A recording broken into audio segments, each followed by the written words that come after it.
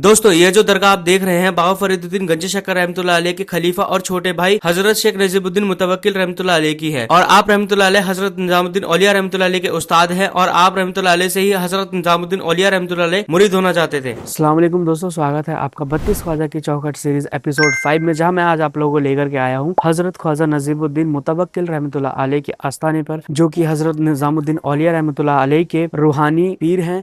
उन्होंने उनको रूहानी इल्म दिया था और ये बाबा फरीदुद्दीन गंज शक्कर रहमतुल्लाह अलैह के भाई हैं। तो आज इनकी दरगाह की हम ज़ियारत करेंगे, इनके बारे में बताने की कोशिश करेंगे।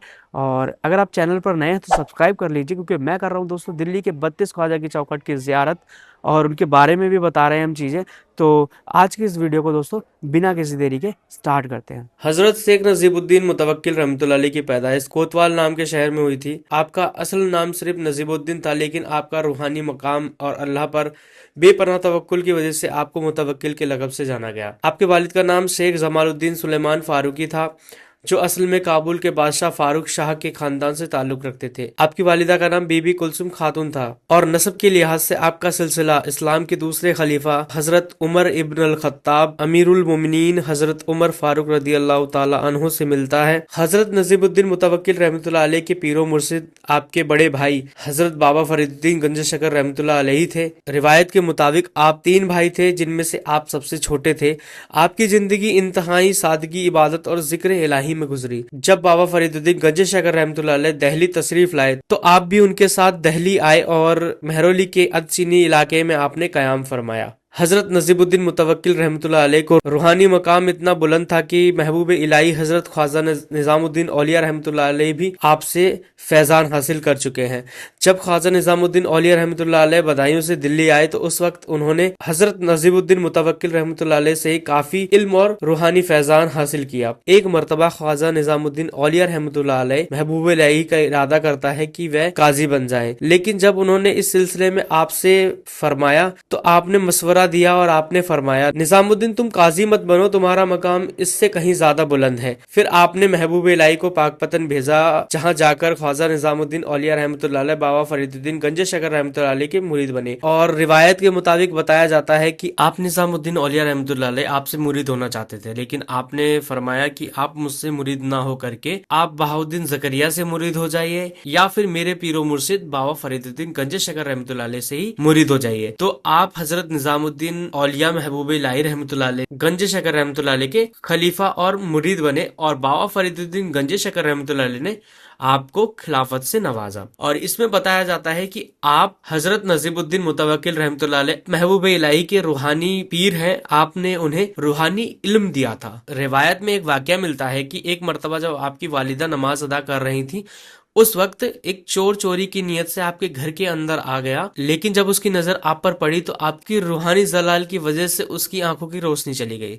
वो चोर घबरा गया और तौबा करने लगा। जब उसने माफी मांगी तो आपने अल्लाह से दुआ की और फिर उसकी आंखों की रोशनी वापस आ गई। आपसे मंसूब एक मशहूर वाकया ईद के दिन का भी मिलता है। रिवायत के मुताबिक आता है कि ईद के दिन कुछ दरवेश आपके घर आए और खाने की दरख्वास्त की। आप घर के अंदर गए और अपनी अहलिया से खाने के लिए कहा, लेकिन उन्होंने बताया कि 2 दिन से घर में खाना नहीं बनाए। फिर आपने कहा कि अगर कोई चादर हो तो दे दें ताकि मैं उसे गिरवी रखकर कुछ खाने का इंतजाम कर सकूं।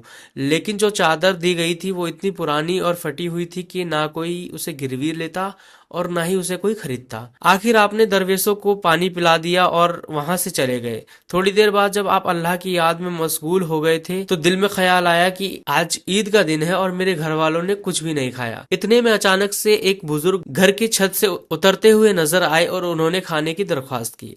आपने अर्ज किया कि मैं खुद परेशानी में हूँ। तब उन बुजुर्गों ने कहा, घर के अंदर जाओ और देखो। जब आप घर के अंदर गए तो आपने सहन में देखा कि खनून से बाहर हुआ एक दस्तरखान रखा हुआ है। जब आप वो खाना लेकर वापस आए तो वो बुजुर्ग वहां मौजूद नहीं थे। तब आप समझ गए कि ये कोई और नहीं बल्कि हजरत खिजर अलैहिस्सलाम थे। आपका मजार मेहरौली दिल्ली के करीब अदचीनी गांव में एनसीईआरटी के ऑफिस के पास में पड़ता है। जब आप इस जगह पर आते हैं तो आप देखेंगे कि हजरत बाबा फरीदुद्दीन गंज शक्कर रहमतुल्लाह अलैह की बेटी की मजार भी उसी के अंदर मौजूद है। तो दोनों चाचा भतीजी की मजार आपको एक ही जगह पर देखने के लिए मिल जाती है। हजरत शेख नजीबुद्दीन मुतवक्किल रहमतुल्लाह अलैह का विसाल 671 हिजरी में हुआ। उस वक्त हिंदुस्तान पर सुल्तान गियासुद्दीन बलबन की हुकूमत थी। जब भी आप यहाँ पर आना चाहते हैं तो आप ऑटो वाले को ये बताएं कि मुझे जाना है माई साहिबा की दरगाह के पास में, जो कि हज़रत निज़ामुद्दीन औलिया रहमतुल्लाह अलैह की वालिदा हैं।